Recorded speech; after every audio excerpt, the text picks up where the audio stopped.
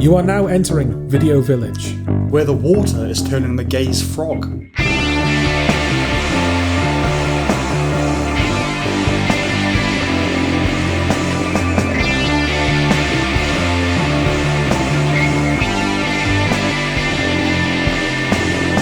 Coming up,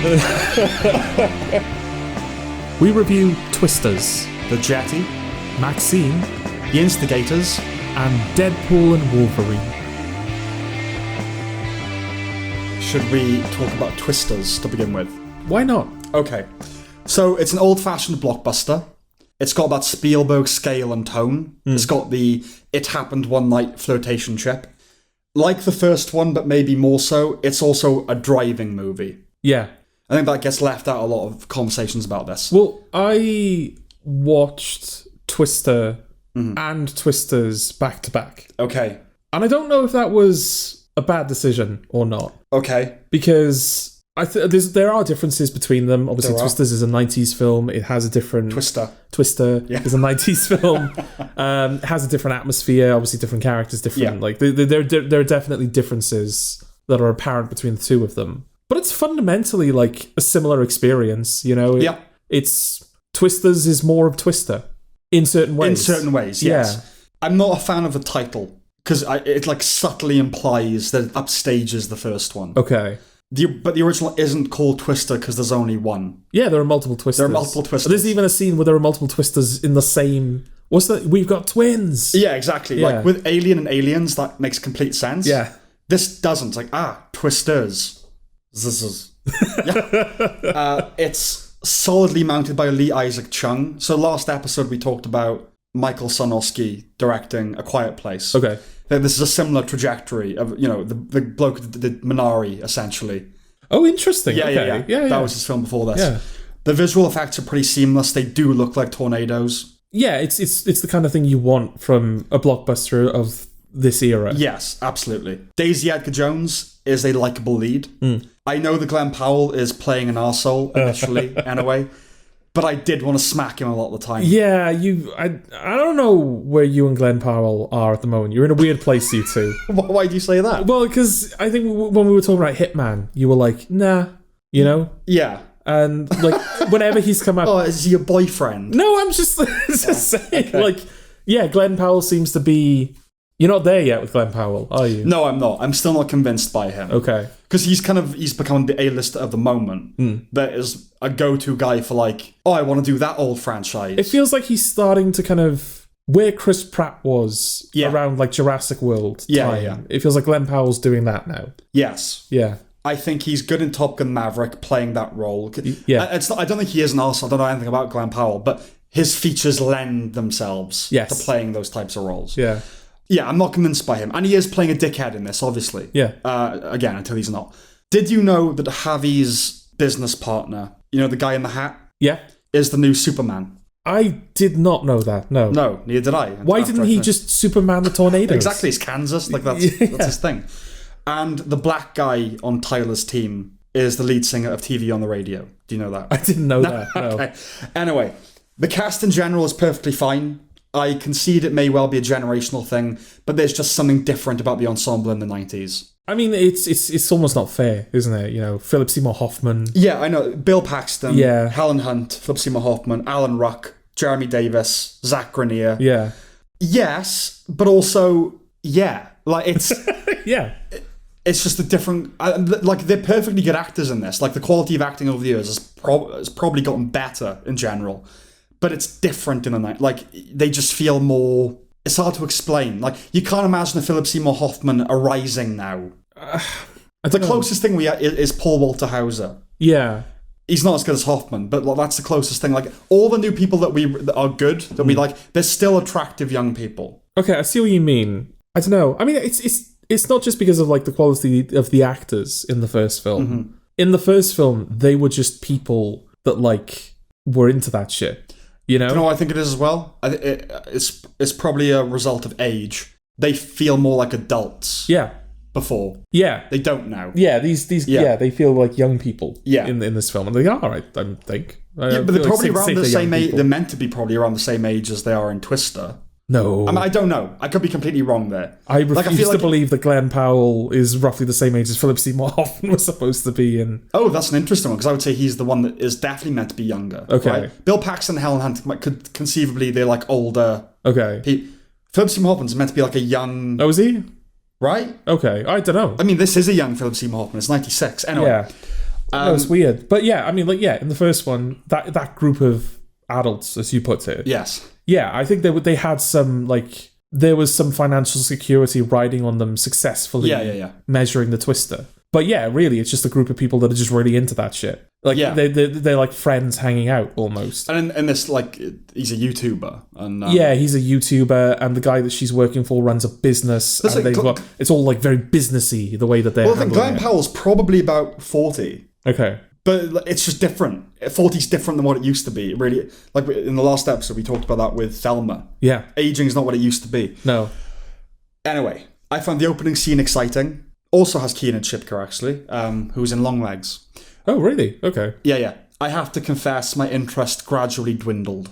Because? Well, around the halfway point, I was getting done with it. Okay. And I wasn't a fan of the soundtrack either. But... Yeah, that was... nice going back to Twister and kind of having that, like, it's a dramatic score, but like when that little like electric guitar riff kicks in, and it's like, personality, you know? Right. And there's much less of that in Twisters. There is. It's better than Twister in most ways. Yeah. Like, Twister's a fairly middle of the road blockbuster. Twisters, again, like we don't produce films like Twister anymore. All the films don't reach the same kind of heights. Yeah. It's all perfectly very well done, perfectly competent. Yeah. But it lacks the spark. Yeah. You know? It's light years better, though, than what we could have had. Okay. The initial pitch, which would have been co-written by Daveed Diggs of Blind Spotting fame. Right. Would have centered around, quote, all black and brown storm chasers, members of a rocket science club at a historically black college university. Oh, okay. Because that's what the Twister franchise needs. That weather's racist. Yes, exactly. Okay, well, it's weird because like I didn't know what point you were about to launch into, and I just had this image of like Twisters. Initially, it was going to be like Jaws 4, where like that specific Twister is like hunting down the survivors from the first film or something. Yeah, that's literally what it is in Jaws 4. Yeah. She realises that the shark... Wait a minute! The shark has a personal vendetta against her family. Yeah. So she takes them and moves to the Bahamas. Yeah. And it swims. Islands. Oh, yeah, the islands. Go to Minnesota. Yeah. Don't go to the Bahamas. Anyway. But yeah, it follows them there. That's all I've got to say about Twisters, really. Oh, really? Okay. Yeah, actually, do you know what? Yeah. Yeah, that is it. Yeah. It's all right. It's fine. Yeah. It's perfectly fine. I wouldn't dissuade anyone from seeing it. It's just like, you'll forget it. Yeah, I think I have. But there you go. Like, that's it. Like, what else is there, you know? Yeah.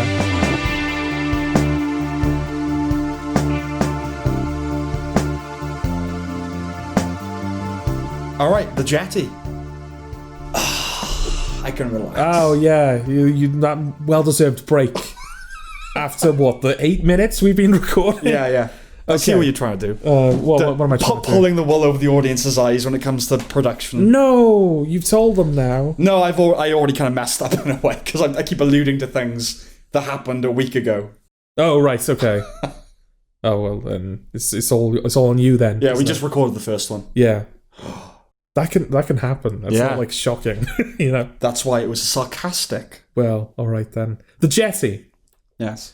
The Jetty is a very serious BBC mystery drama with a very serious story about a boathouse that was destroyed in a very serious fire. Is it Boredchurch? A fire being investigated by a very serious detective called Ember. For God's sake. Jenna Coleman plays titular Ember. You didn't tell me that before. No, I saved that for the podcast. When a boathouse that once belonged to her now deceased husband burns down, Ember immediately gets distracted and starts investigating the domestic abuse of an underage pregnant girl, which not only inexplicably connects back to the crime she's supposed to be investigating, but to the cold case of a missing girl in ways that will rock Ember and the local community to their core. It sounds like the BBC telling the same old story. Well, this is, you used the word Boredchurch. Historically, for the historians among you. Oh yeah, I suppose so. Yeah, because it's not... No, we have imported that concept into the village. We have, yes. Yeah, we have indeed. Yeah, Boredchurch. When we moved in, we brought all the concepts with us. We brought all the nebulous stuff with us. You know when you move house and you take all your shit with you? Yeah. That's what we've done. Well, no, we left behind all the colours and stuff, but we did bring the ideas. Okay. So, yes, Boredchurch is still very much a thing. You know when you move house and you bring some of your shit with you and you throw the rest of it out? Yeah, that's what we did. That's what we've done. Yeah. Yeah, so Boredchurch is this idea that, like, ITV mainly, but also kind of the BBC... They make, 80 detective dramas a year. A lot of them true crime. A lot of them about very, violent domestic crime.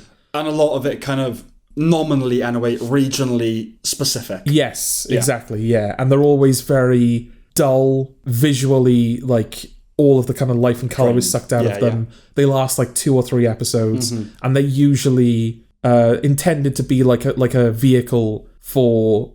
just one of the ITV BBC stars of the moment. Yeah, I'd say it's uniquely British, but Scandi Noir kind of has that same vibe. But I think we can also call it kitchen sink homicide. Okay. That'd be another way of thinking about it. Yeah. Yeah, maybe. Yeah. So in this case, it's Jenna Coleman. They wanted to give Jenna Coleman something to do. Right. So they wrote a 4-episode series in which, she's supposed to be investigating a fire, and then she's hang on, that girl's pregnant, but she's 15 or whatever it is. Right. I brought it up because it's an interesting one, this. Because, I just watched it because, 4 episodes, Jenna Coleman, I can bash that out. I'm sure you did. Don't be like that. Come on now. I thought we were a classier production now. You should choose your words more carefully. Okay. Yeah, and then I watched the show, and I'm not 100% certain what I'm supposed to have taken away from it, Sam. Okay. So I wanted to kind of run it all past you. Yeah, go on. This is the second detective drama that I've watched this year. Mm-hmm. The first being True Detective Night Country, where, it's a female lead detective, and in order to solve the crime that they've been assigned to, they end up opening a cold case and trying to solve a completely different crime. Yeah. That somehow solves that crime and all the crime. Yeah, I mean, there is a tradition of there's a new crime that harkens back to an unsolved murder or missing persons case from 20 years ago. Yeah. Yeah, but I think the key thing there is that, in both the case of True Detective Night Country and the Jetty, the victim of the crime that they've chosen to investigate instead are female. And also the narrative busies itself in what seems like a diversion. Yes. Right? Yeah, because that was one of my big problems with Night Country, is you have that crime... or you have that event where, that interesting setup. All of these men, they were in this polar base. Mm-hmm. They walked out onto the ice together and froze to death. Yeah, and it's just one big mystery. It's like that. Is it Tunguska? Is that what the place is called? Yeah. No, that's the asteroid. Oh right, not Tunguska. Dyatlov Pass. That's the one. Yeah, I was trying to think of it. Dyatlov Pass. Yeah, where it's just there's no reason this should have happened. Nothing explains this, but also people do weird shit when they're very cold. Yeah, exactly. Yeah, and then it goes, cool, all right, here's a different thing. Yeah. I was no, I want to watch that thing. Yeah. But so she starts investigating, because, she believes that this underage girl, they find out she's pregnant, and she thinks that, someone in the village is kind of, she's underage, and also someone in the village has kind of raped her and, filled her with a baby. And it's a very beautiful way of putting it. And a lot of me with a baby. Yeah. You're on Jeremy Kyle. And a lot of people tell her in the first episode, well, you're a hypocrite, Jenna Coleman, because you have a child, a daughter, that you had when you were underage. Right. And your marriage was a happy one. Okay. From all accounts. So you keep telling us. I bet it wasn't. Well, this is the thing. So they kind of open with this thing has happened, but it also happens to Jenna Coleman, but it was fine in that instance. And then there's kind of a twist at the end of the first episode. It keeps cutting back between the events of the current narrative. It keeps cutting to these two schoolgirls. Yeah. For seemingly no reason. And then you find out halfway through the episode that, there's this case about this missing girl called Amy. Okay. And she disappeared 17 years ago. Yeah. And in that flashback scene, one of the girls is called Amy. Mm-hmm. So you're okay, I can put 2 and 2 together. I know what's happening. Because it's set in this just quaint little English place. They all are. Yeah. Yeah. It's the where it has ripple effects on the community, as opposed to Metropolis, where everyone's indifferent. Yeah. Where crime never has any impact whatsoever. No, like, I'm saying that with some sincerity, really. Like, obviously, yeah, there are effects, but they're always set in these small places because the idea is that everyone can kind of know the person that died. Yes. Whereas when someone gets murdered in London, it's sort of business as usual. Really. Yeah. Like in Seven, the rest of the city don't give a shit. Yeah, exactly. But yeah, so yeah, it keeps coming back to these girls. It's Amy, so it's like, all right, I know what's going on. I see you, show. And then, Amy is kind of like dating this older guy. So you're like, right, okay, she's going to go missing because of this guy. And then the twist at the end of the first episode is that guy that Amy was dating and that we presume is responsible for her disappearance is Jenna Coleman's husband. I see. The guy with whom she had a child when she was underage. Implying that he's some sort of underage kind of predator. Well, that's what's interesting, because like when it happened, I instinctively went, oh, what an interesting twist. I shall continue watching this. Right. And then I was kind of like making my way through the second episode and I thought, no, hang on. That's made things less interesting. Okay. Because they were implying nuance by the fact that Jenna Coleman was... It's not black and white. It's not black and white. Hill beans kind of thing. Yeah, exactly. Yeah. Like, she's treating it as though it's like a bad thing. Yes. The underage pregnancy. But she has had, like, her happily ever after came from that. Yes. Her husband is dead now, but, she loves her daughter and she is a well put together person. Right. It's not like the daughter is... It's not like, what's his face from Happy Valley, the kid, where that kid's got problems, The daughter's fine. Yes. But that twist sort of implies that, he's a creep. Yeah. So she is a victim. Yeah, they are all bastards. Yeah, exactly. And that's sort of one thing that, like, it's not just the problem that's exclusive to this. This is kind of something that we're pushing back. Like, it's happening It's culturally endemic at the moment. Yeah. Shows about... Any good guys, who are really nice to the protagonist, the female protagonist. This is kind of it's not the same, but it's a corollary. Yeah.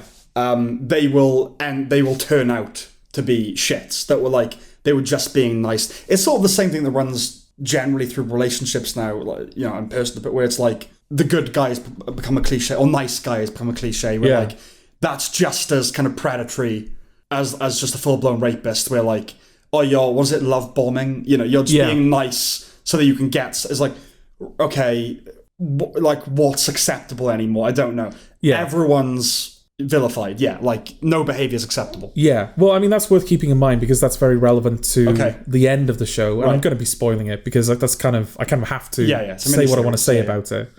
And it's a miniseries as well. But also, we have a lot of shows at the moment that have strong, capable, independent female protagonists that are also victims. Of course. And that are presented as victims. Despite their strength and their independence and their modernness, they are powerless against scummy, pathetic, stupid men. Right.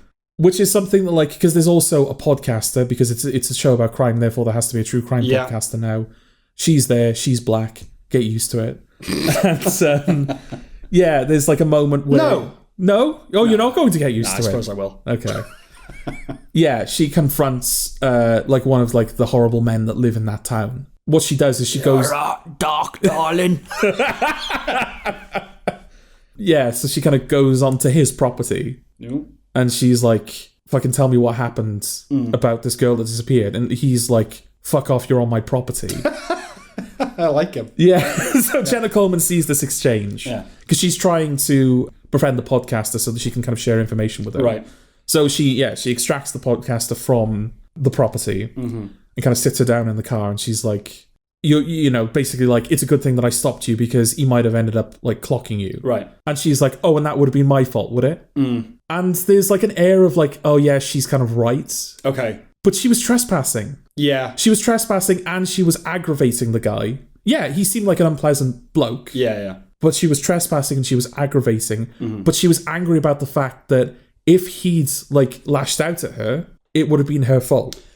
Another corollary. It's often the case these days that lefty writers create scenarios that end up saying something that they probably didn't intend. Okay. Because the pull of just the hero's journey or just normal human instinct has pulled them to a certain conclusion that they may not have been politically conscious of. Yes. Right? The corollary to that is the show having a point of view about something that's really trying to insist upon. But the groundwork that they've constructed completely contradicts any sense they might have made. So there, for instance, like, oh, so it's my fault, is it? And the show wants you to go, no, of course it wouldn't be. Yeah. But everything they've done up to that point leads you in the opposite direction. Yeah, it is her fault. It is her fault. Like, it absolutely would be. Even though, that guy, like, he doesn't behave appropriately. Yeah. But in that specific circumstance, yeah, you were in the wrong there. It's almost like to arrive at the conclusion they want, they have to warp and twist human nature. Almost, yeah. So yeah, I mean, like, it seems like it's a show that's very much going in that direction at a certain point. But there are moments in there where, I can't tell if they were attempts to inject nuance that failed, or I don't know. Probably there are things that just seem to complicate. Okay, well, everything complicate the show, but not in an interesting way. Because obviously, I'm all for complicated narratives that kind of deal with like moral grey areas. Yeah. Like they can be very, very interesting. Some of the best shows on television, all of them, deal in that kind of in that sort of like grey middle ground. But in the Jetty, it just comes across as confusing. Or I was confused by it anyway. It was like, I don't really know what point you're trying to make or subvert here. Okay. And I feel like any attempt to add complication is kind of muddying the water as opposed to adding an interesting wrinkle. Yeah, it wasn't kind of raising the spectre of human complication. It was just complicated. Yeah. Yeah, it was confused. Yeah, I would say that. It wasn't complex, it was confused. Yeah. Okay. Yeah. I'll talk about the ending now, because I think that kind of does highlight what I'm talking about. Yeah, what you alluded to earlier, nice guys actually turning out to be bastards. Yeah. There's a character that we kind of see throughout the show that was best friends with Jenna Coleman's husband, and since his death, the husband's death, the best friend has kind of stayed around, and he's always he's just kind of like whenever she's needed something, he's like a guy to talk to, or she just needs something, he's always there to kind of help her out. Sure. He wants to get in there, doesn't he? Yeah. That ends up being like the big revelation, because she finds out her husband is connected to Amy, and then she like thinks that he killed Amy. But then she finds evidence to show that, he didn't kill Amy. But then it turns out that evidence is false. Right. Or there's something that kind of like invalidates that evidence. It's like, oh shit, maybe he did actually kill Amy. So she goes to the friend and to basically say to him, I think my husband killed Amy. I need to turn myself in. I need to tell the police because she's been... The police have found out independently of her, so they thought she was hiding that fact. I was going to say that is some gaslighting, isn't it? My husband killed this girl, I should turn myself in. Yeah. No, I get what you're saying. Yeah, so the police are like, well, Jenna Coleman, you're off the force for now because you're withholding information and whatnot. She goes to the guy and was like, well, I think this happened. And he's like, no. He starts talking about like, the reason that I'm nice to you is because I actually fancy you. And I hope that we would hook up one day. I hope he phrases it like that. See, the reason I'm nice to you. Yeah, I was hoping that we could hook up. And I think he says like, you're right about what happened with the husband. But then she seems to, all of a sudden, she kind of has this moment of realization. Okay. She's like, oh no, wait, I actually remember what happened now. So throughout this episode that we've been flashing back to, again, the Amy story, because it's kind of running concurrently with all the stuff that's happening with Jenna Coleman. So there's a scene where like Amy's best friend, which is sort of the main character of that story, Amy kind of talks her into losing her virginity like in the same room with her. So she's sleeping with Jenna Coleman's husband, which obviously at the time isn't Jenna Coleman's husband, but he is dating her at that time. Okay. So like he is cheating on her, so he is still a bastard, I think. Right. And then his best friend, his weird friend, which I don't think is this guy that is in the modern story with Jenna Coleman. Right. I might just be explaining it badly, Sam. Yeah, I'm sorry. Okay. But yeah, like she loses her virginity to this guy while Amy's having sex with the guy over there, and then she finds out that like, they've had sex loads of times, because Amy phrased it as like, we're going to lose our virginity together. So I think that kind of like ends their friendship. Okay. And then after that, you see the husband go back to young Jenna Coleman's house because it's her birthday. She's like, I'm going to spend the evening with you. I just got to go sort out this like other thing first. Right. She doesn't know about Amy. And somehow Jenna Coleman finds like these drugs, like what's the date rape drug?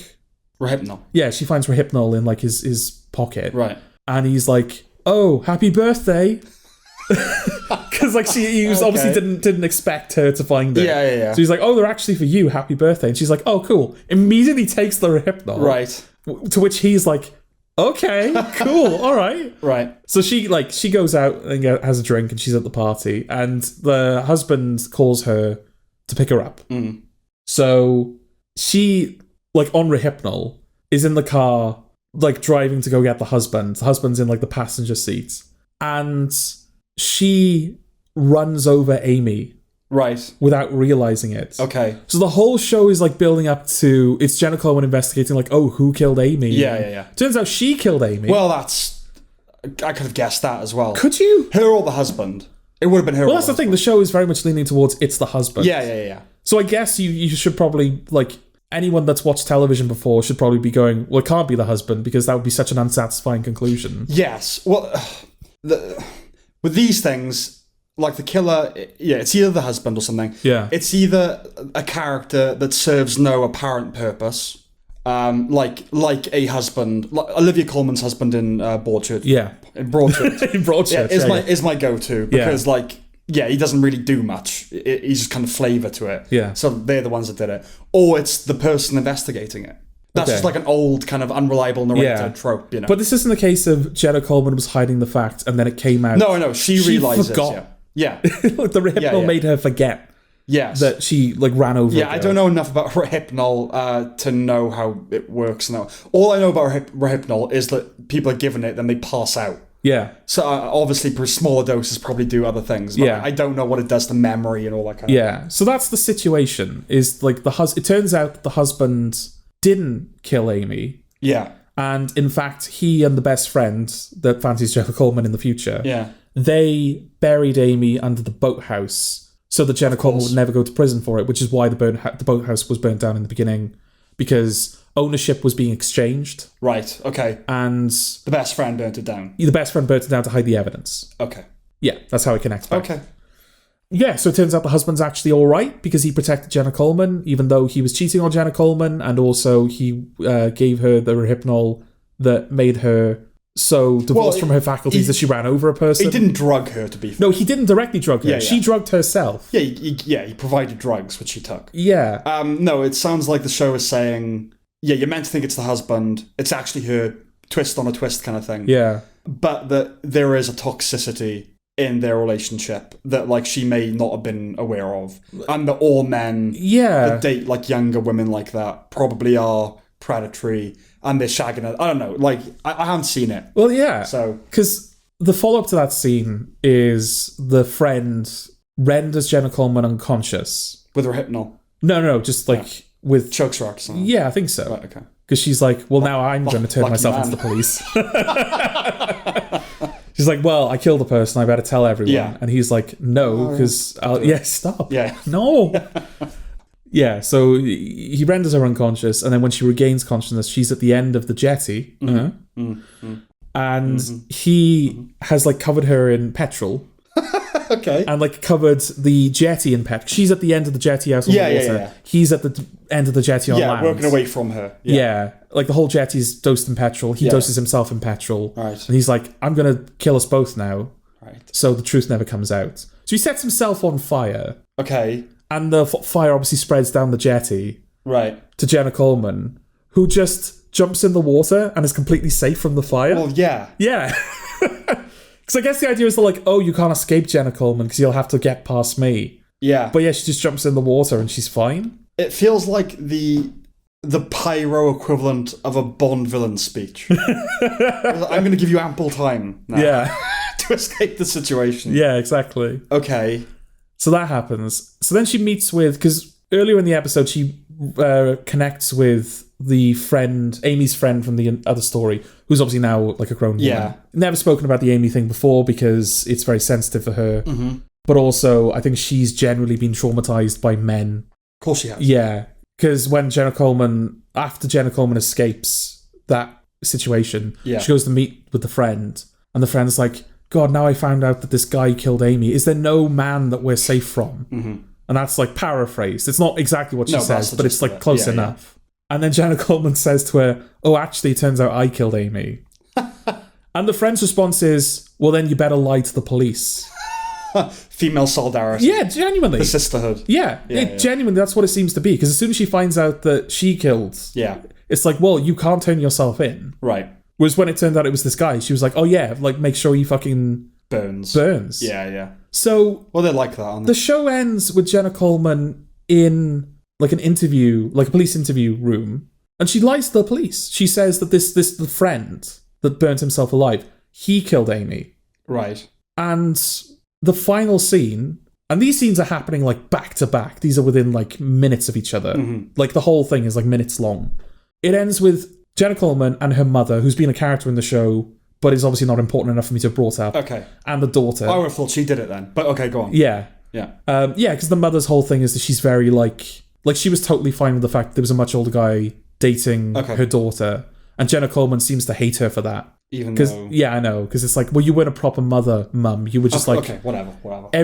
You were just like fine with everything. Okay. And the mum was like... Just permissive. Yeah. Yeah. Fuck you. Right. So yeah, she's on the beach with her mother and her daughter, and they scatter the father's ashes, and they've all made amends, and everyone's really happy, and the show ends. So what's the moral universe of the show? What's the like kind of the architecture? Exactly. Right. Okay.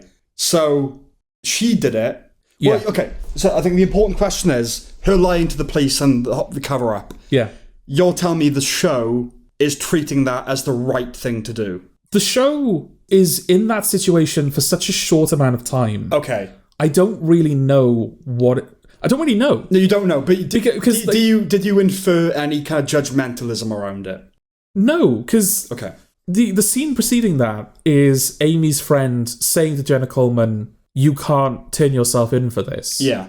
And then the next thing we see is her saying to the police, "This guy killed Amy." And we don't even see if the police believe her or not. But the fact that we cut to them on the beach side, we presume the police have bought it. Did they just run out of time? It really does feel like...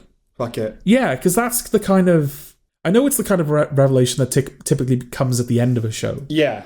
But it's also the kind of revelation you want to give some time to. Yeah, you need to see the fallout of it at least. Yeah. So, okay, let me... Again, this is without having seen it. So I'm to infer a lot.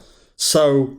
If the husband had done it, the idea is like, oh, we have to kind of tell people and all this. Yeah, and that's kind of that seems to be the like what the show's more interested in because it spends a lot more time on that. Yeah. The daughter obviously loves the husband. Yeah. Is disgusted by the fact that not only might he have killed a person, right, but that Jenna Coleman is even entertaining the idea. Okay.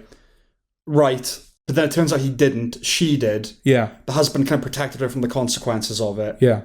But was having an affair. Yes. With another girl, young girl. Yeah.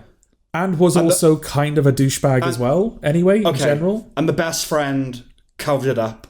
Yeah.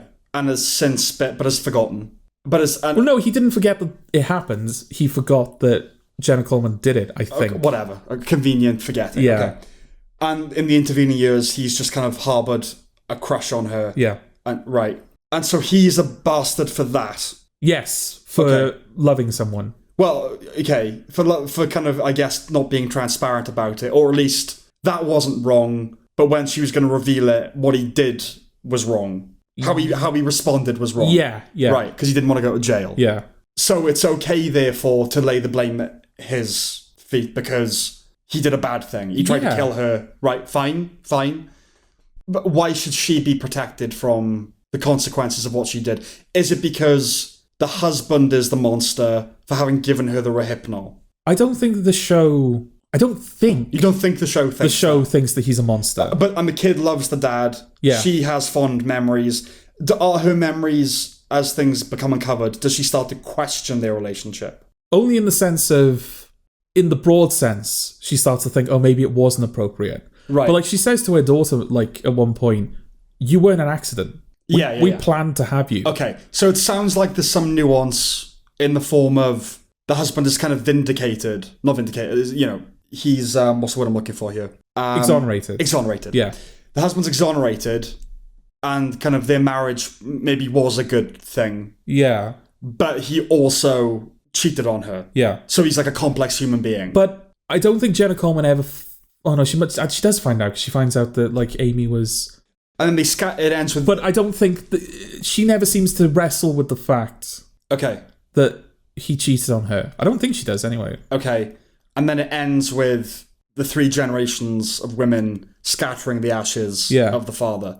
Which would suggest that they're all happy with the father. Well, it would either just like, let's get rid of him. Oh, it's not that. Yeah. Yeah, or like, we're now laying him to rest fully. Yeah. But why was that not the case beforehand? So they've had just the urn in like the house or something? Yeah. They just never got round to it. Does that come up? Yeah. It comes up beforehand? Yeah, but they just never got round to it. Right. They just how long has it been since he's died? Oh, many years. Many years, and they haven't got round to it. Yeah. So that whole construct then, them having the urn is purely so the writer can have a final scene where the ashes are spread. Yes. And has then had to justify it by saying, oh, he just never got round to it. I think there might be more to it. I think it was never the right time. As opposed to, I just haven't bothered to scatter my husband's ashes. Like that's just symbolic of like just accepting the past, is it? And just coming to terms with the past. Sure, yeah. Whatever. Well, I'm not going to watch it.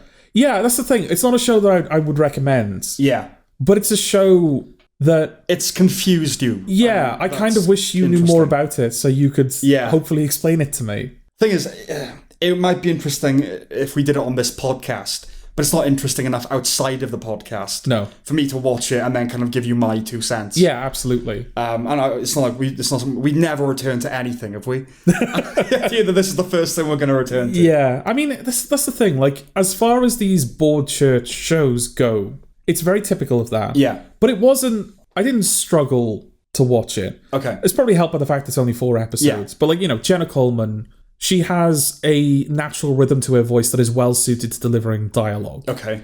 So I don't think she's like a totally natural screen presence. Mm-hmm. I think she's a fine actress. Yeah, but she's perfectly comfortable on screen. Mm-hmm. So the show works because she's kind of always there. Well, I think, was this the show The Guardian? Like the headline for the review was, "Is this the next Happy Valley?" Oh, that was fucking mad. That was. Yeah, because they were like, is this the next Happy Valley? And then the first line was, this show starts badly. Yeah, and it's like, I guess because... I mean, is that question like genuinely neutral? It's just like, is this the new Happy Valley? First line, well, no. But it's also not the new Mr. Robot or Breaking Bad. It's like, it's clickbait, isn't it? But, I mean, what do they have in common? Female lead and crime. Yeah, female lead cop. But yeah, she's not... There's no Joker in this story. Like, in the same way that Tommy Lee Royce was kind of her Joker. Yeah. Where, they're like... But without a sense of humour. Yeah. No, they have a sense of humour. Tommy Lee Royce. I mean, he's a pretty humorless guy. He is a humorless guy, but like that... I think we complimented the final confrontation between the two of them in Series 3, didn't they? Oh, no, there's injections of humour in there. No, she's funny. Yeah. Yeah, and there's a bit of a weirdly comical aspect in that final scene which has never been there before, and I still don't know how I feel about that. Okay. But anyway, he has no sense of humour. No, he has no sense of humour. Yeah, he doesn't know that he's being funny at any given time. Yeah, but it is like, it's a proper battle between those two. Yeah.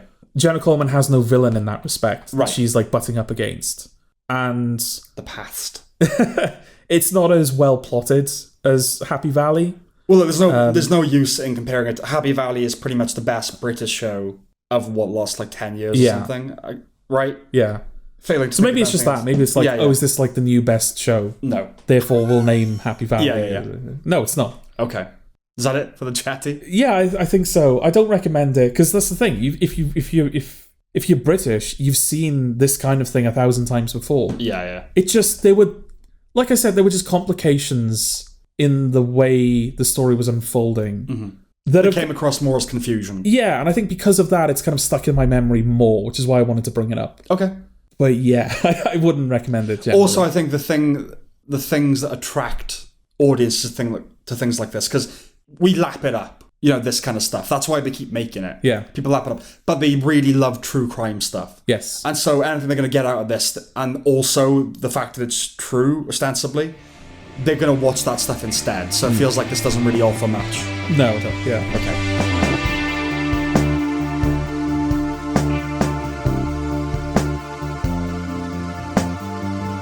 MaXXXine. I thought it was really good. Okay. What did you think? Are you trying to... I'm done. Oh, right, okay. Yeah, you calling me out? No. No? No. Okay. I mean, I know you didn't like it as much as I did, right? Well, that's the thing. I saw it before you. Yeah. And I was like, yeah, well, this is what I think of it. And then you watched it and you were like, what are you talking about? Okay. Did I say so is that what you're trying to do to me now? No. No? I mean, I'll allude to that. You said that one of the things that... You said, on this date, at this time, in this general, tone. 9:15, my house. You said that one of the things that detracted from the experience was that you weren't sure what it was doing. Yeah, and I feel like that's going to be falsely characterized coming off the back of the Jetty review. Okay. Where the whole, thrust of that was... No. Hang on, what? Yeah, no, and I'm not saying you literally didn't know what was happening. Yeah. I think it was pretty clear what was happening. Yeah. I think it was just because this is the third in the X trilogy. Yeah. So you've got X and Pearl from 2022. I know it's 2023 for you because, UK release, whatever. But yeah, you got X, Pearl, and now there's MaXXXine. X was a slasher film, basically, and Pearl was a different type of horror film where it was very focused, kind of what you were just saying, that modern horror, they're very main character focused. Yeah. And that's what Pearl was. Kind of, you said character horror before. Yeah, it's a character piece horror film. Yes. So yeah, I don't know if character horror is the best way of describing it. It's not something, I feel like we've got a review coming up in a future episode that harkens back to this subject. And yeah, I didn't feel like that's quite on the money. It's missing something. Yeah. Because like I said, most horror, you could say, is character horror. Yeah. But I know where it's kind of built around kind of a personality or sort of one... Yeah. Yeah, so a lot of psychological horrors, you could say, are character horrors. Yeah. Yeah, but I get what you're trying to say. Yeah. X was this. Pearl was this. Yeah. MaXXXine, it's this, and a bit of that, and a bit of this. Right. That's what I meant. It was a bit more diffuse for you. Okay. Which is sort of what I meant by that. Well, okay, because to me, it was very clear what it was. Okay. But if that's what you mean, then yeah, maybe we're not talking across purposes. Superficially, it's an 80s slasher set in Tinseltown with a hindsight on the period. Yes. Beneath that, it's a satire of Reagan America. I think they're the two dominant kind of threads. Okay. We have religious conservatives, the moral majority, crying out for censorship amid the satanic panic. It has the Night Stalker killings as a backdrop, a lot of cocaine and superficiality. So karate became popular after the Karate Kid. This is set in 85, so a year afterwards. And we see a late night session in a dojo of adults doing karate, Accordingly, it's also a satire of Hollywood. The film is very cine-literate. When they're on a Western set, there's a Sergio Leone type moment with Kevin Bacon. Yes. And his gun in the holster. There's a chase scene across a studio lot, literally culminating at the Psycho set. Yeah. Bobby Cannavale, one of the detectives, he wants to be an actor, We see the lengths an agent will go to for his client. So there's a miscellany of tropes, and again, satirizing Hollywood and types. What Eric and Joker tried to unsuccessfully do for 70s, 80s New York, this does more successfully for 80s Los Angeles, I think. Is that... I mean, MaXXXine is better than either of those things, so... Yes. I mean, so that kind of half answers the question. Mm-hmm. But do you think part of that is because the character of LA in the 80s is a louder character than the New York of the 70s? Louder. It's louder. More... I don't love that word, but I hope you're able to extrapolate what I mean. I mean, okay, so if we're saying 70s, 80s, I mean, there are differences, but broadly speaking... Yeah, you mean 80s. Taxi Driver New York? Yeah. But say if we're going with that, so East Coast, West Coast, 70s, 80s, they share a lot in common, so that, cocaine, a lot of that stuff, right? New York is grimy, LA is superficial, or maybe seedy would be a better term. There's seed on both coasts. Yeah, there certainly is. There's a different type of seediness. New York, it feels dirty. Yeah. And LA feels kind of... plastic. Creepy and plastic. Yeah. But I think this just does it better than... Maybe because New York, it feels more like... Maybe a little bit more familiar. It's LA, probably not, but... Yeah. It's more grounded, isn't it? It's more grounded. Yeah, I feel like the New York that we see in 70s movies is a very special thing to me, anyway. Okay. Anyway. So the sinister plot undergirding everything, which is revealed at the climax, that lays bare the film's kind of MO. The villains are a bunch of wacky fundamentalists that are killing would-be starlets for a snuff film to expose the sinful underbelly of Hollywood. That tells you everything you need to know about what the film is doing, I think. Okay. It's all packed into that, including the duality of MaXXXine wanting to be a movie star, twinned with her father's intention to make her the star of his film. Well, it's sort of a logical endpoint for that trilogy, isn't it? Because they're horror films, but they're horror films that have kind of centered around film in a certain way. X, they were trying to make a porn film on a farm, and then they find out that the person that owned the farm was kind of like a starlet that never was. Yes. You know, because that's what Pearl ends up being about, is it's that character as a young woman trying to get her big break into acting and failing miserably. And then, of course, this final film is about MaXXXine, who's the sole survivor of the events of the first film. Of course, that's true. Yeah. All about film and everything. I've honestly never thought about it before, though. No, it was like, as you were talking about it now. Oh, yeah, I guess you could say that's like... No, that's true. It's a lot of it is about film, But I've never thought about that. But of course, that's, other than the character, that's one of the things that binds the trilogy together, I suppose. Yeah. And in X, there's a kind of a preface, a prelude, and it kind of pops up throughout the film as well, of this kind of preacher talking about the sins of Reagan America. Yes. Yeah. And he ends up being one of the wacky fundamentalists. Yeah, her dad. Yeah. So there's a lot of dualities at play. Yeah. I agree with you, something you've said in private, that it's the one with the greatest distance from Mia Goth. Yeah, this is Mia Goth on a quiet day. Yes. You know, she's still very good in this, but this is no Infinity Pool or Pearl. No, she's a lot more traditional than before. Yeah. That goes hand in hand with the film's slightly more mainstream appeal, I think. Okay, you think they've intentionally reined her in? I don't think they've intentionally reined her in. I just think the natural trajectory of this franchise, the first two feel like these kind of obscure indie horrors. This one feels like it has a lot more middle-of-the-road appeal. Yeah, well, I mean, you know, those first two films, I can't, remember the entire cast list. Yeah. But this film has the biggest stars in it. Yeah, the first one, it has Janet Ortega, but before she's Janet Ortega. Yeah. And I can't really remember anybody else in it. Nor the second one. Yeah, this has... You'll know the people in it. Yeah. You mentioned Kevin Bacon already. Kevin Bacon, You've got Giancarlo Esposito, Bobby Cannavale. Yeah. Michelle Monaghan. Who's the director? Elizabeth Debicki. Yeah, and also Lily Collins, isn't it? Yeah. So it's larger, it's more ambitious than the previous installments, but not to the point of indulgence. If X was It Follows, this is not Under the Silver Lake. No. Despite that similar trajectory. Yeah. Of a very small film with a good concept. And then, I'll do my satire of LA. Los Angeles. Yeah. It was funny. It certainly had moments, yeah. Kevin Bacon being crushed was a highlight to me. They say there are no atheists in a foxhole, nor would it appear a junkyard compressor. Because basically that character is presented as he's an atheist, right? Yeah. And he's kind of like a rationalist and all this kind of... And then when the car's being crushed, all he's doing is praying to God. Yeah. In quite a verbose way. I also found its complete absence of subtlety amusing. Okay. So, again, for LA, it kind of fits. I've talked about the nature of the evil scheme imparting the film's purpose and the satire nestling beneath the superficial window dressing of the slasher. But, to quote the young people, it's not that deep.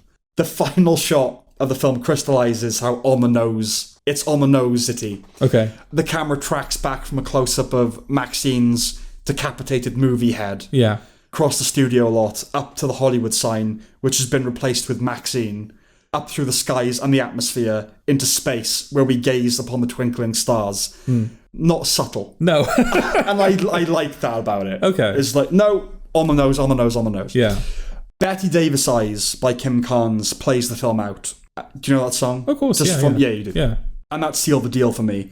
That song, I think, more than any other, creates that nostalgic flutter in the pit of my stomach. That synth, it just does something to me. Yeah.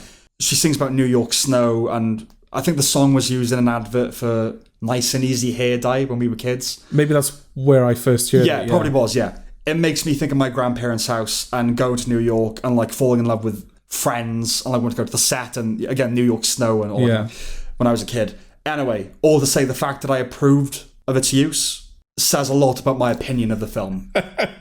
Yeah, put that, nominated for Best Actor, nominated for Best Film. Sam approved of the final song. Well, any song that I have a really personal... Put that in the accolade list. that I have that connection to. If I like its use, that means a lot to me. Yeah, of course. About my... It's it proves to me that I've liked the film. Okay. It's, I think, in 2 episodes' time, because we've got a lot to catch up on. Yeah. But I'll a little spoiler part of the review. They used Joy Division in The Crow. Oh, right. And that did not have the same effect. But yeah, that's kind of it for me. Anything else you want to say about MaXXXine? Nothing on a scale that you're kind of talking about. It was nice seeing Giancarlo Esposito not be Gus Fring for once. That's true. You know, because that's all he's done, basically. So I'm watching The Boys now, as I said in the last episode, and he's just Gus Fring again. Mm-hmm. Which I guess in like The Boys is like, okay, that's fine. I guess you need like someone like that as like a contrast to these larger than life personalities. But it's nice to see that he was doing something different and it was working. Well, it's been a long break between seasons, but Godfather of Harlem is good for that because he's playing like a Jesse Jackson style reverend. Okay. Wait, is that a motherfucker? It's like, you know, I know it was a weird example to go to for a reverend. But, you know, like, he's praise the Lord, cuts. You die for your sins, motherfucker. Yeah. But he's, like, friendly with Forrest Whitaker, so they're often talking, you know, off the books, as it were. But yeah, he's very... It's what he does in Spike Lee films, you know, before he became Gus Fring. Yeah. He's like, hey, motherfucker, I'm on the street, man. You know, he's doing that. Okay. So he can still do that. Yeah. He just obviously likes the Gus thing. It's like, I fucking mastered meditation to play that. I'm going to use it. Yeah. No, that's fair enough. Yeah. And I guess, like, just a warning to anyone with testicles. Yes. Like, be careful. You will cross your legs. Yeah. At a certain point. Yeah. Yeah. That's MaXXXine. Go watch it. Yeah, it's good.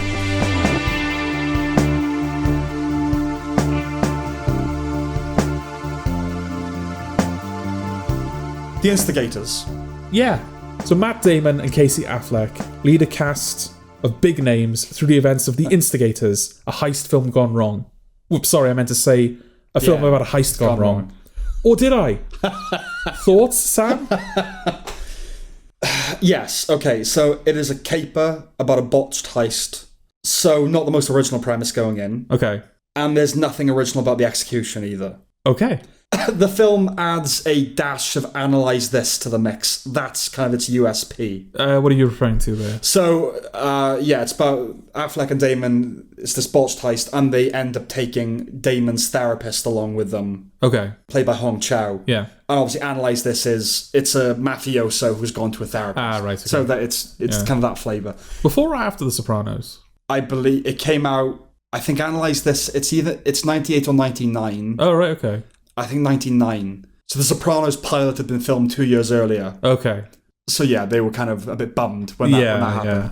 Yeah. But I think The Sopranos emerged as the victor in that conflict. Yeah, that's fair enough, yeah. And, you know, The Instigators is exactly what you'd expect, really, but even less funny. It's not funny, which is its fatal flaw, I think. Yeah, because it's trying to be, isn't it? Well, I don't know. It's a caper. I think broadly it's just like... It feels like it's just an opportunity for the people in it to have fun, right? Yeah, but it's important that we have fun too. Yeah, I mean, that would be good. Yeah. That would certainly help. But yeah, like Matt Damon and Casey Affleck, because they're essential, their relationship and also kind of like their chemistry with Hong Chow as well at a certain point. That is kind of the spirit of the film, isn't it? It's their banter and them bouncing off each other. Damon and Affleck have a friendship, you know, they're all part of that group with Ben Affleck as well. Yeah, of course, yeah. And then, Ving Rhames kind of pops up at one point to do his thing. Michael Stuhlbarg comes in to do like a pretty out there performance for him. Toby Jones shows up at one point. Paul Walter Hauser, I think you mentioned like a couple of reviews ago, at whatever point. He shows up for a little bit. So yeah, it's just kind of like, oh look, it's such and such. Let's have a scene with them now. Pretty much. Yeah, there are a lot of half-baked, ropey Boston accents. With, one of the most wasted casts I've seen in a long time. So, boys, Damon, Affleck, Chow, Stuhlbarg, Ron Perlman, Toby Jones, Alfred Molina. Yeah, Ving Rhames. Yeah, Alfred Molina, who, like, you haven't seen his scene in Boogie Nights. Yeah. I know everyone knows him as Doc Ock. Or a lot of people know him as Doc Ock. He's obviously famous for other things as well. But I don't remember when we last saw Boogie Nights. About a year ago, probably. About a year ago. That scene. So again, like I said, we do our own awards. And it's not like, this means it's the ultimate seal of approval. But I think that's the shortest amount of screen time that's merited a nomination for. Yeah, genuinely, yeah. It's an unforgettable scene. Yeah. For the direction and everything as well. But he's great in it. And in this, he's just a guy. He's an incredibly mercurial actor as well. I mean, Frida, he plays her husband. In, what's the Carey Mulligan? An Education, he's a very, repressed English dad. Yeah. Dr. Octopus, that Boogie Nights thing. In Magnolia, he plays the Persian owner of the of the place where William H. Macy works. He's just one of those guys, you know. Yeah, that list, it contains some of the best actors working today.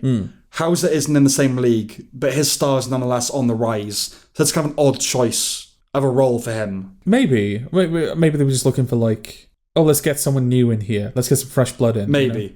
Stuhlbarg does his best. He tries a bit harder than everyone around him. Yeah. But he can't rescue the film single-handedly. Especially since at some point he literally just disappears. Him and Melina, they just go. Yeah. Yeah. And there's something about that final scene where it doesn't feel like it's supposed to be the final scene. Yeah. You know, it feels like the scene before they get their comeuppance, but then they never do. No, yeah, they just vanish. Yeah. It's helmed by Doug Liman, who isn't the most consistent director in the world. But he is responsible for Go, The Bourne Identity, Edge of Tomorrow. He's not a write-off. Yeah. This is his second film of 2024 after Roadhouse, and it feels like it. Right. With its general absence of inventional relevance. Okay, this is interesting, because I don't know, or I didn't know when I first watched The Instigators if this was worse than Roadhouse. Okay. So I didn't love Roadhouse. Neither did I. I think that is a film that is made or broken by its action. Okay.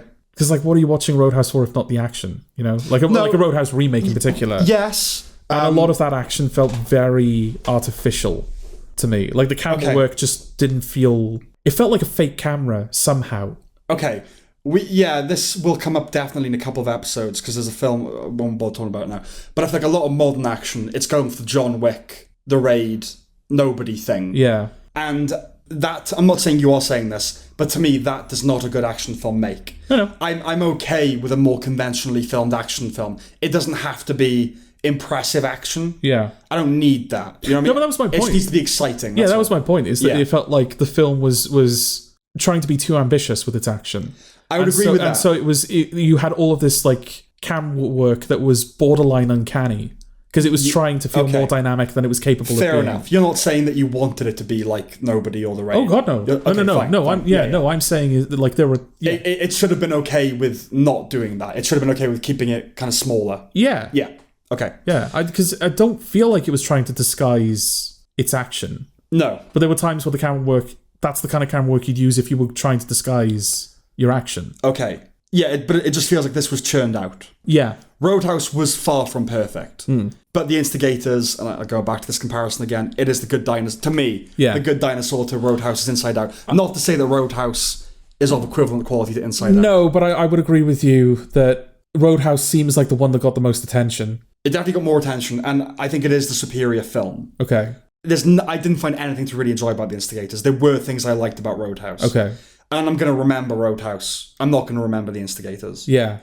Well, that's part of what's making this review so difficult. It's a very unmemorable film. Yeah. I mean, they're going for that odd couple dynamic with Damon and Affleck, but their relationship is symbolic of the film around them. Diluted, characterless, and oddly sterile. Okay. It's not terrible. It's made comfortably and professionally from a director whose job is making movies, who knows the ABCs of the thing. It's not offensive to one's senses or one's intelligence, just one's time, really. It's a big old porridge. Yeah. And that's kind of it. Yeah. You will be tempted to watch it. Because of the cast. Because of the cast. And what you infer to be the energy of it. Yeah. And we found it disappointing. We did. Do you think that anyone would find it disappointing? Or do you think there are people who could pull some enjoyment from this? There will always be people that can pull enjoyment out of anything somewhere. But I don't know why you would choose this over anything else that does it 10 times better. Okay. Do you know what I'm saying? Like, yeah, you could feasibly watch this and go, oh, it was all right. Yeah, it was quite fun. But watch Ocean's 11. Okay. Do you know what I'm saying? Yeah, that's fine. Because it felt like it was kind of going for that vibe as well. Like, okay. That's it. Yeah, I would agree.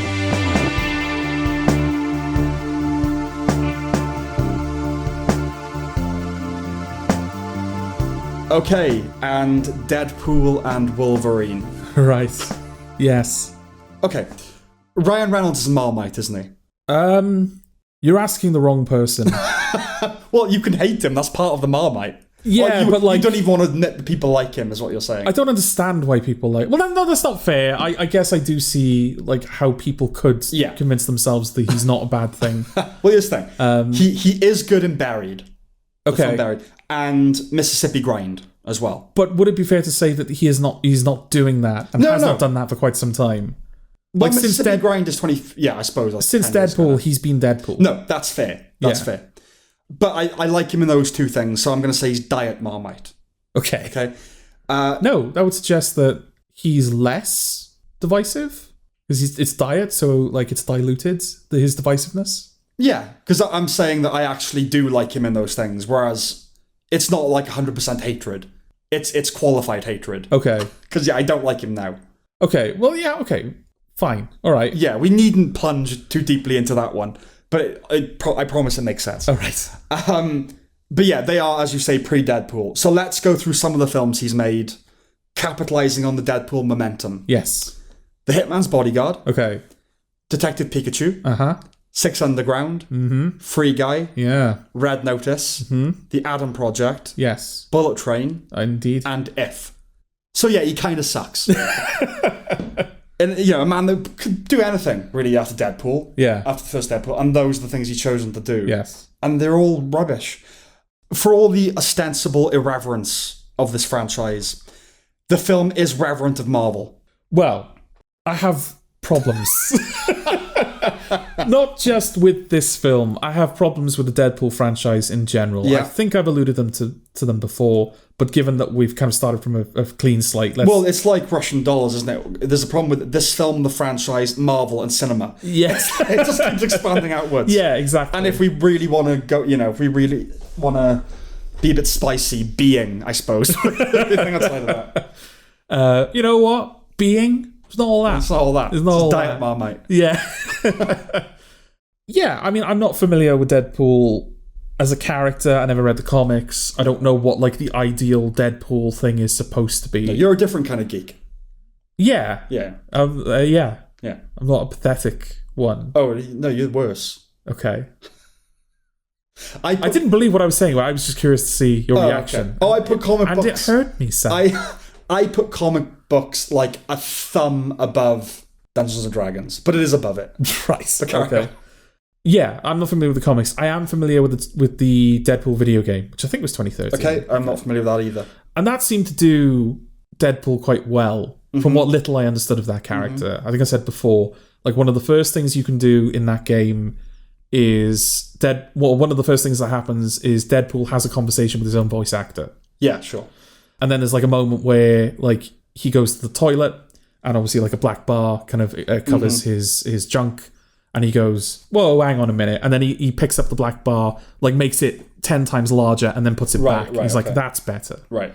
That feels like Deadpool. Yes. That feels like that's properly capturing the spirit of that character. Mm-hmm. The films don't, for me. Okay. It feels like they've never pushed themselves as far as they should. But the two examples you gave there aren't particularly out there. They're not particularly out there. But like, in terms of like crossing the line of good taste, Yeah. But like, the first Deadpool, they're good meta moments. Yeah. But they're not. It's not like ooh. No. Yeah. I'm not. I wasn't using those as examples of like, oh, these are edgy things that he's doing. Yeah. They were more like meta examples. Whereas like in that first one, yeah, he speaks to the camera a couple of times, but they kind of function like any exposition character voiceover would. I'm not going to disagree with you wholeheartedly. But I think there are some moments in the three films that have done it right. I would agree with you too. They're not totally beyond redemption, these films. No. There are moments that I like. I think I've pointed out before, like in the first Deadpool, there's that montage where him and what's her name? Jessica? Miranda Baccarin. Miranda Baccarin. I can't remember the name of the character. Yeah. It's Vanessa. Like, Vanessa. Yeah. It's when their relationship is it Vanessa? I'm thinking that sounded right. I'm thinking of Kingpin's wife is called Vanessa, isn't she? Oh, is she? I don't. Miranda Baccarin. Yeah, it's the start of their relationship, and the montage is showing their relationship blossom through all of the sex that they're having. And then there's a nice little moment in the middle of that montage where they're sitting opposite each other reading books. Mm-hmm. She goes like, Happy International Women's Day, and then she pegs him. Yes. And then it's Happy Valentine's Day, or Happy like Christmas, and one of them is dressed up as Santa or whatever. And then there's a moment where they're reading books, and Ryan Reynolds just looks at her and goes, Happy Lent. Yes. And it's like, oh, that's nice. Good joke. Yeah, a good, nice joke. Yes. So they're not totally beyond redemption. But I felt like the films never really pushed Deadpool as far as it felt like Deadpool could go. Yeah. But that's the problem, isn't it, with a character that can do anything, really. It's where do where do you pump the brakes? Because even a great joke about the Lent thing, like, why would Deadpool observe Lent? And like you push it even further, like they'd be fucking a crucifix. Do you know what I mean? Like, how far do you actually want to take this stuff? You know? I know, and I guess like it is awkward to kind of talk about that because you don't. No, it is. It's hard to know where you draw the line with it. Yeah, but for me, I've never felt like those Deadpool films have ever been as irreverent as they've claimed to be. No, and I will say my bias going to, like, forget the Marvel stuff. It is always individual film. It's not my cup of tea. The Deadpool sense of humor thing, the meta thing, I just don't really go for it. Yeah, unless it's done really well. All I need my Deadpool to be really is not reverent of Marvel. Yeah. Like, that's the one thing. I don't care about all the other types of... Yeah, do the piss Christ if you want. Like, I don't care. The fact that you're beholden to your master, that to me is the ultimate form of reverence. Like, that's the only thing I care about you being... Yeah. Your paymasters, you know? But of course, there's always going to be that contradiction because they have to put it in the cinema. They have to sign off on it. And so how irreverent is it ever really going to be? Well, I dread to think the amount of, like, meetings and studio notes and rewrites went into this film. Creating something that was able to convince people that it was edgy and irreverent while also being totally sycophantic because of the brand that it belongs to. The creatives can argue with the executives, like, please let us do it. But you're only watching it when it's been signed off on by all the boss, you know. Like, in the lead up to the film being released, there were all of these articles that were like, oh, Kevin Feige was like totally on board with Deadpool swearing, and you know that he had to explain to Disney executives what pegging was. Right. And Kevin Feige was actually perfectly all right with there being cocaine in the film. No, really, guys. Sure. And he's just thinking like, no, there were meetings after meetings after meetings of them saying, no, you can't say this, you can't say that. These are the amount of swear words we're going to allocate to you. You can't say this. You can't. Like that's not exclusive to this film. There's lots of films where that's the case. The art of the film is disguising all of that from you. The system will But when this film so happily demolishes its own fourth wall, how can you not think about this kind of stuff? No, of course, of course. And the system will never produce something within it that's going to break it. Yeah. And the stuff from the outside absorbs it, you know? Yeah. So none of this stuff is on the outside of anything. This is like, that's what I mean, it's beige irreverence. It's like PG irreverence. It's ironically, given that like there's like 160 F-bombs in this film. Yeah, but it's the kind of film that you could go to thinking you're edgy. Yeah. If you're like 13 or something like that. Like, oh yeah, this is edgy. Like not really understanding the realities of the world, I suppose. Yeah, exactly. But anyway, the character's whole arc in this film is that he wants to matter, right? Yeah. That he wants to be a member of the Avengers. The first line is him humming the intro music and saying, oh, that logo gets you pumped, doesn't it? Well, firstly, speak for yourself. But that characterizes the rest of this franchise. Yeah. Beige nihilism and innocuous irreverence. Yeah. Indeed, Disney nihilism and Disney irreverence. Yes. Some crude jokes, a jaunty throwback song over scenes of ultraviolence, some gentle ribbing of the studio's past failures. There will be a Deadpool 4. Yeah. Right? If they make a joke about Jonathan Majors, I will give them a lot of credit. Well, that's the thing. I guess that's what we're saying is that, like, the Deadpool films have never been that, and they will never. They will never be that. Certainly not now. No. Like this film, it's the first Deadpool film that is actually taking place in the Marvel Cinematic Universe. Yeah. Because of the Fox buyout. There isn't a single reference to the fact that Josh Brolin played Cable and Thanos. Mm-hmm. Like that's page 1, right? Yeah. If you're writing the Deadpool 3 script. Sure. I mean, they kind of do it with Chris Evans. Oh, okay. No, I'm just saying, like, you know. Cool, great. All that's happened a few times, isn't it? Yeah. I mean, I have, like I said, I've got problems with this film. Yeah. One of the big problems I've got is the same problem that I had with Barbie. Mm-hmm. This isn't a film, it's brand management. Of course it is. It's brand management disguised as a film, but it's not even disguising it that well because the whole point of the character is that they break the fourth wall. There's that line when it sort of becomes apparent that Wolverine is going to stick around. Mm-hmm. And Deadpool looks at Wolverine and he goes, you know, Marvel are going to make you do this shit until you're 90. You're 90. Mm-hmm. And, you know, that's obviously supposed to be like in the context of the film, oh, it's like a fun little, you know, Marvel. But not long after this film came out, maybe even the day after it came out, we got the news that Robert Downey Jr. was going to be playing Doctor Doom. Yeah. And in the comments section, there was just a sea of, he's going to be doing this till he's 90. Yeah. It's the brand choreographing the criticism that people are going to levy against it. Yeah, it's being its first critic. Yeah, absolutely. And people are now using that. It's exactly what Trump did with fake news. It's very clever. Yeah. It's very clever. Yeah. People think that when they say fake news, they're throwing a middle finger up to Trump. You're literally parroting him. Yeah, I mean, look, that's what Marvel's doing now. Look, we're part of the problem, right? Yeah. We're talking about it. Yeah. No, I know. Let's stop. No, I know we're doing it in a way. We're not. We know what we're doing. Yeah. But we are talking about it, and I would never say we don't talk about it. Like, it would be such an elephant in the room if we didn't review Deadpool and Wolverine. To us, anyway. Yeah. I mean, this stuff is the dominant culture at the moment, and it is. You're talking about like your brand management, like, because we are talking about macroeconomics of a small nation. That's what this. Well, Disney is a nation. Yeah, and the inclusion of Chris Evans as the Human Torch. Yeah. Wesley Snipes as Blade. Jennifer Garner as Elektra. Channing Tatum as Gambit, a project that never even happened. No, it's like Donald Glover in Spider-Man, the Spider-Verse film, right?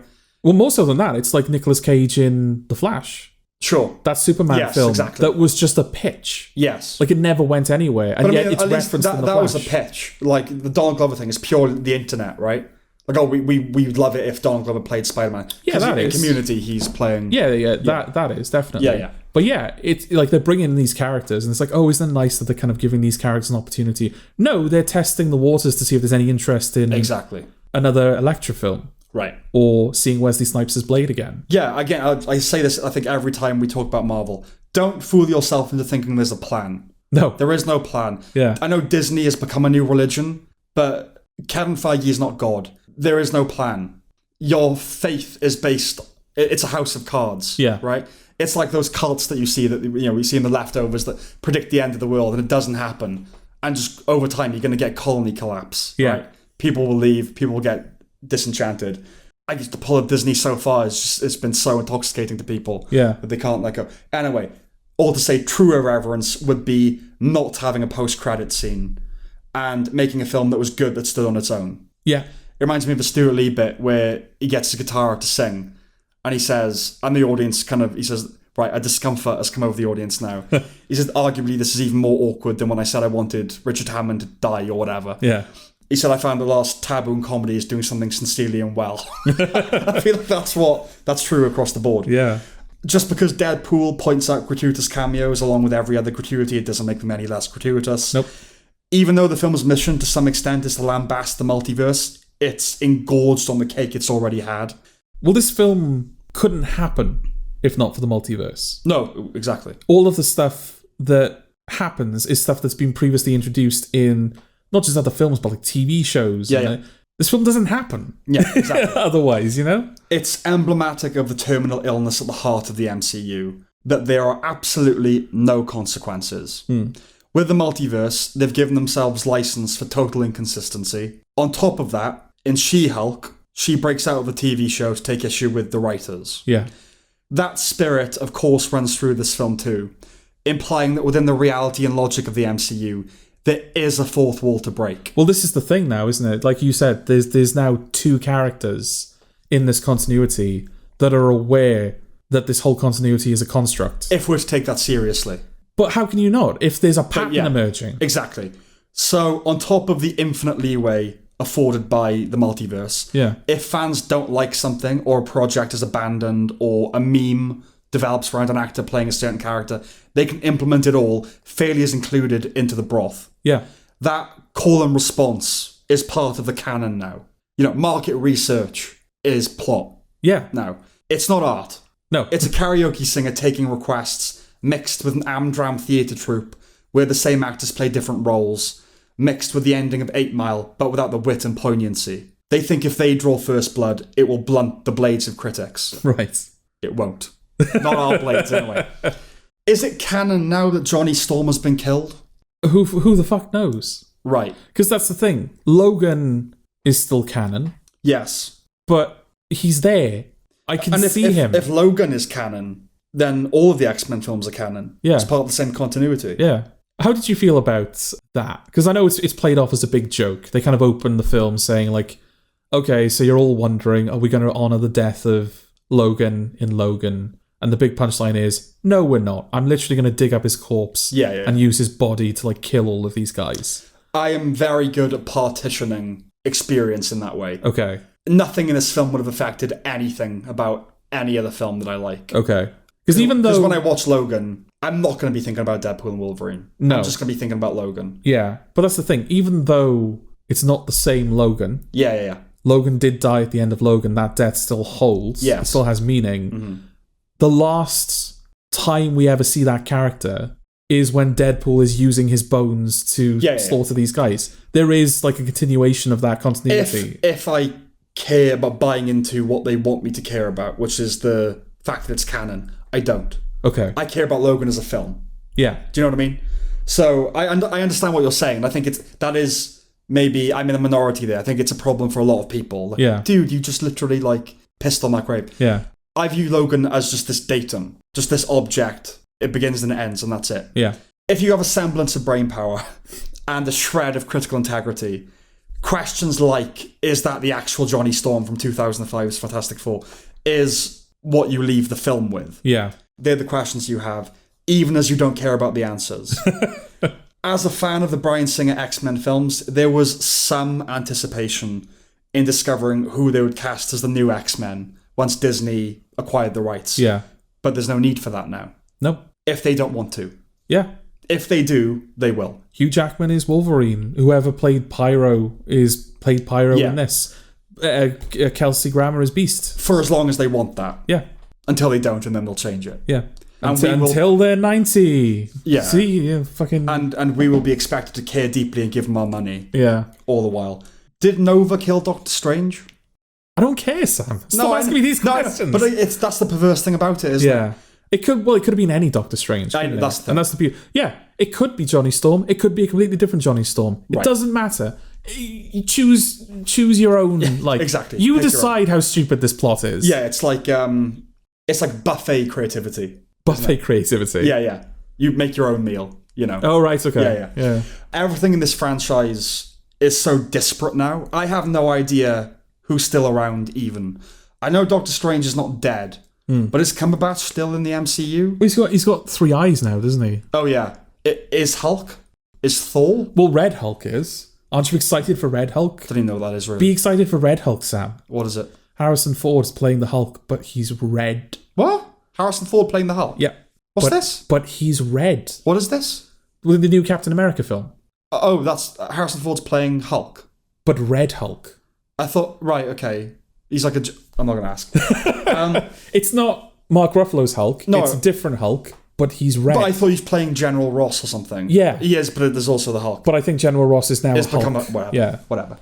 Yeah, so who's still around and what's happening? Yeah. Seriously, in this series, what is happening? I liked Matthew McFadden.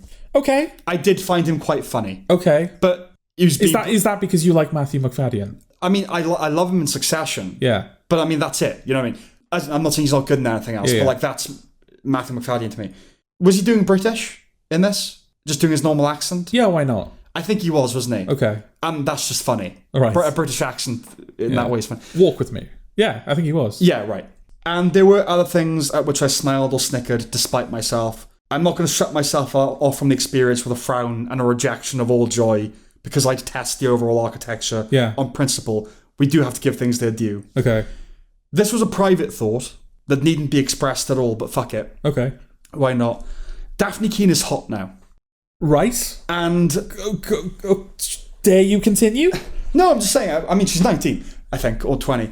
I'm at an age where I'm feeling seedy for finding people of her age attractive because there are people I met, so to speak, as adolescents when I was in my early 20s that are now aging into aesthetic goodness.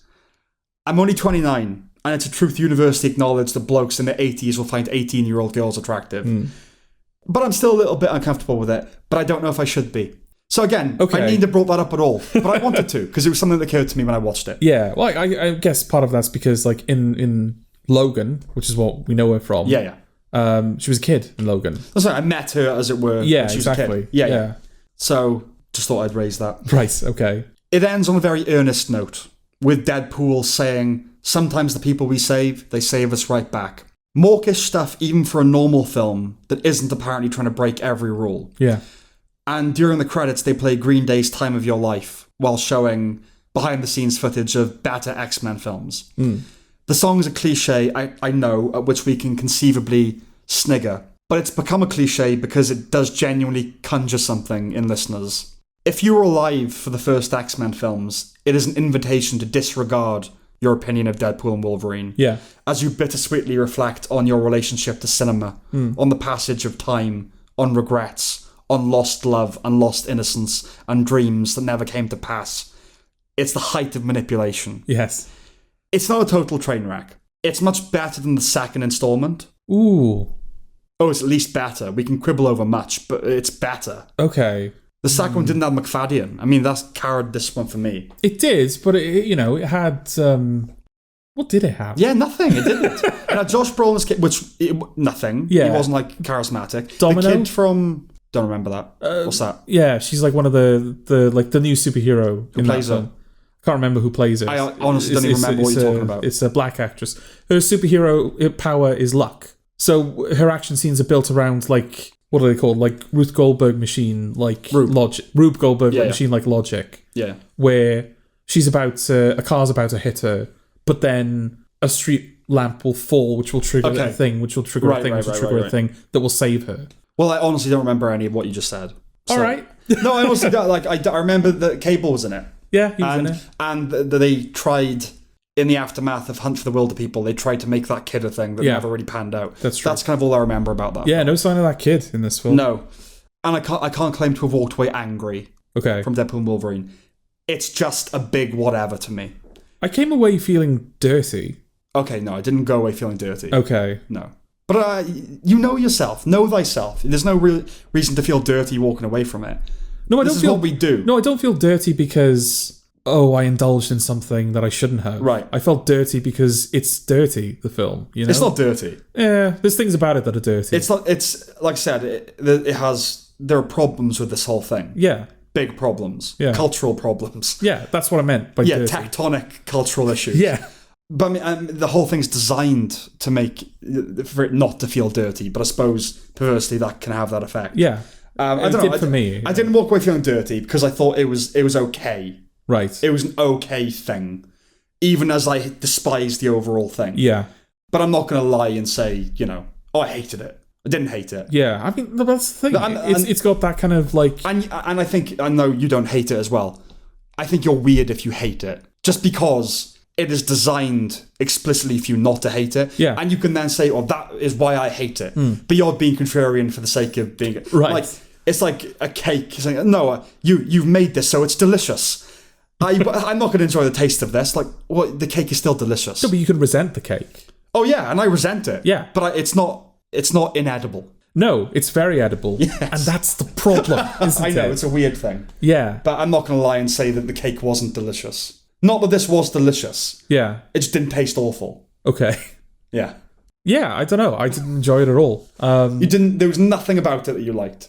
I think then... Honestly, I'm not going to say that, it was totally without redemption. Okay. I've just come away not liking that film. Fine. That's fine. Yeah. But I think you need to, my impression is that you went in arms folded.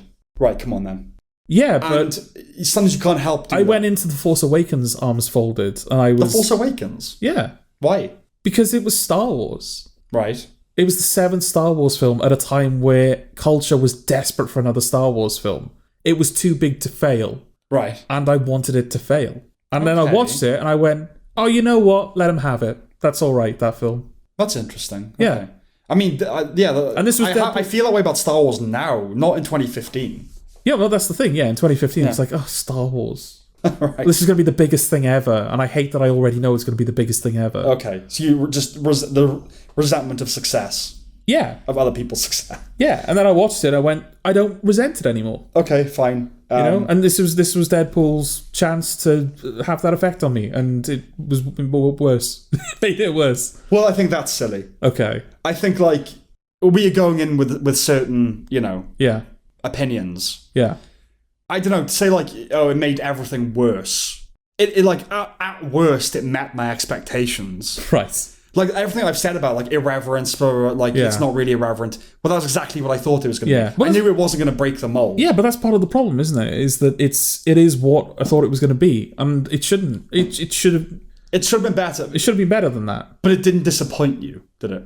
Well, it did disappoint me because it was the disappointment I thought it would be. That can't be disappointing then. No, it is disappointing. No. It's like, you met my terrible expectations. It was exactly what you thought it would be, but it disappointed you. Yeah. Okay. I'm not disappointed because it met my expectations. I'm disappointed in it. Does that make sense? Yeah. Yeah. You have a judgment about it. Yeah. Okay, so you weren't disappointed with the film? No, the film is what I thought it would be. Right. Okay. Yeah, and I'm disappointed that it was what I thought it would be. Okay. We can talk about this to the end of days. All right. But I'm just going to suggest something, and this is not coming from an up-high kind of thing, because I fall victim to it as well. I think when you go into something, you really have to try to, like, uncross your arms. Okay. Take this for what it is, and not, like, promise myself that I'm going to hate it before I've even seen it. You got to be fair. Oh, and I'm only saying this because I detect an obstinacy. Okay. I don't want to give that impression. No. I don't feel like I went into this film having made a promise to myself that I was going to hate it. I went into this film expecting to hate it, and the film met my expectations, and I'm disappointed because it would have been nice if the film wasn't as cynical and as falsely irreverent and kind of everything that we've discussed. If it wasn't those things, it would be nice if it wasn't those things. I'm going to try. I'll put it this way. Okay. No, that's probably too... That'll distract us from the... I'll use China as an example then. I was going to use Palestine. Okay. I hate China as a force in the world. Yeah. There's going to be a Chinese bloke, loads of them that I like. Yeah. That's kind of my, analogy for it. Okay. I didn't like this particularly. Yeah. But I didn't hate it. I thought it was fine. Okay, so, I mean, Hugh Jackman, I liked Hugh Jackman in it. I'm not demanding that you say something positive about it. No, but if you want to... if you want me to prove that I'm not... No. I didn't even think that you liked Hugh Jackman. No, I'm idiot. He was the worst part. Yeah, no. I'm just trying to say that, like, it can be possible to like something even if it's part of a bigger thing you don't like. Well, there are Marvel films that I do like. No, I know. Yeah. I'm making that. So I'm also making that point to the audience, I suppose. Okay, all right.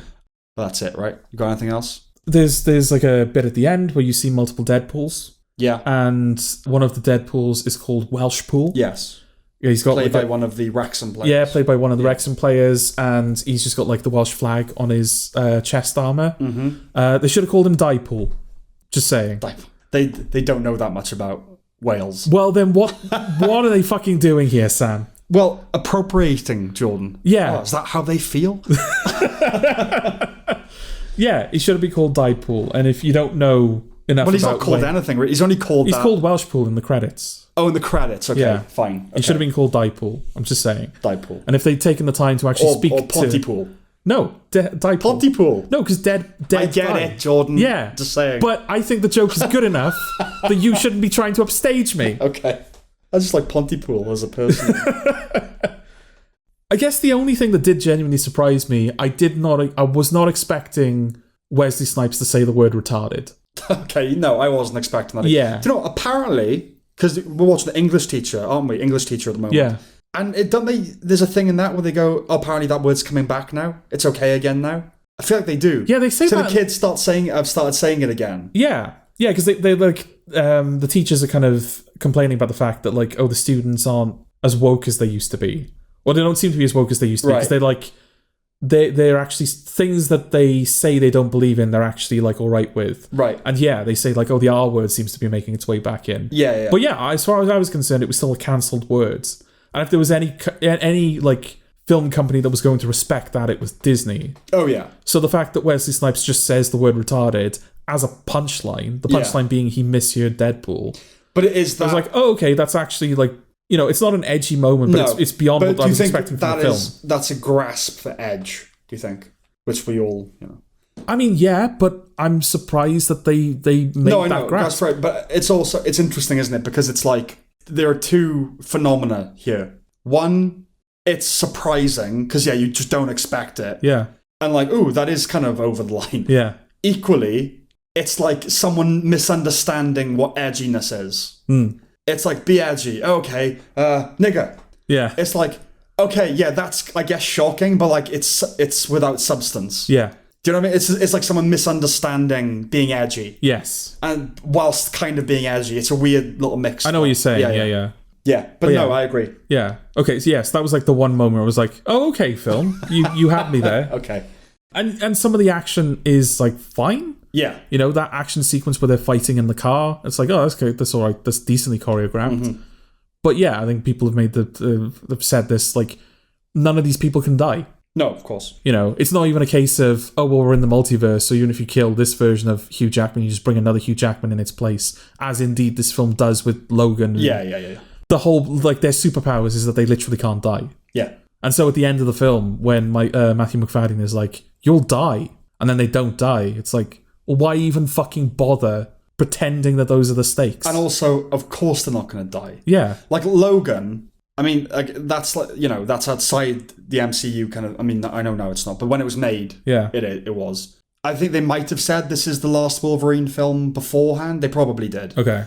But, like, that's still a big, like, studio movie. Even that was kind of... It's not like you knew he was going to die, but the whole film is kind of preparing you for an ending like that, and everything about it, the type of film it is. Oh, that film is like, very much like, this is the tail end of something. It's elegiac, yeah. But also, I mean, like, when Charlie died in Lost, right? Characters in Lost died suddenly, surprisingly. Charlie was a big fan favourite character. Yeah. And it's mainstream television. So you have half a season where someone is seeing his death and him coming to terms with it, like, for episodes on end. Yeah. Because, like, we really got to, like, lay the groundwork for killing this guy. Yeah. And that's what Logan was, really. So, yeah, even with Logan, which is a far superior thing than anything we are talking about here, there was no chance in hell that you're going to get Deadpool and Wolverine where either of them die, unless that's the point of the whole film. Yeah. You know? So, no, there's never any surprises, really, other than retarded. Yeah. And why bother? Why have a big event film where you're introducing these characters into this cinematic universe if you're going to kill them straight away? Exactly. Yeah. Yeah. It's stupid and it's cynical, but it's watchable, and I resent it for that. Yeah, it's dumb, sometimes funny. I like McFadden. It is cynical, yeah, but cynicism can be entertaining. Okay. Was the cynicism entertaining in this respect? A bit. Okay. A bit. The cynicism itself not the cynicism itself. Yeah. Some things that are cynical can also be funny. Yeah. They often are, actually. Okay. But that's it. Yeah. Not a recommendation? Not that it matters? It doesn't matter, so I'm going to just... Isn't this like the highest grossing R-rated film? Probably of the year, right? In general. Maybe ever. I think it's like 1 point... No, ever. R-rated ever. But I'm saying, is it just the highest grossing of the year, period? No, because it's 1.2 billion. Yeah. But Inside Out 2, which we will be reviewing at some point, just became the highest grossing animated film ever. Yeah, of course, yeah. And I think that's put it in, like, at least the top 10 ever. You can't beat kids' films. No. They're both kids' films, but you get my point. Well, that's what's silly about it as well, isn't it? Is that, like, this is a kids' film, and it's a film, like you said, for edgy 13-year-olds who can't watch it legally. Yeah, legally. And I've always been a bit like about that. Like, whenever they release like green band trailers for R-rated films, it's like, well, you're advertising to an audience that can't legally watch this. Yeah. Well, but it's like parents taking their kids. Well, that's the thing. It's like, you know that like people are breaking the law. You know that of course. But it's but like, you shouldn't be acknowledging the that, most unenforced law. I don't even know if it is a law.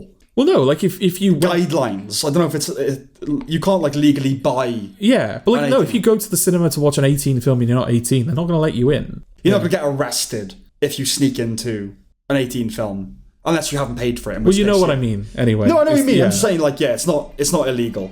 As far as I know, I can't imagine it would be illegal. Yeah. Is that it? Yeah. Fine. Okay. All right. Whatever. Bye. Bye.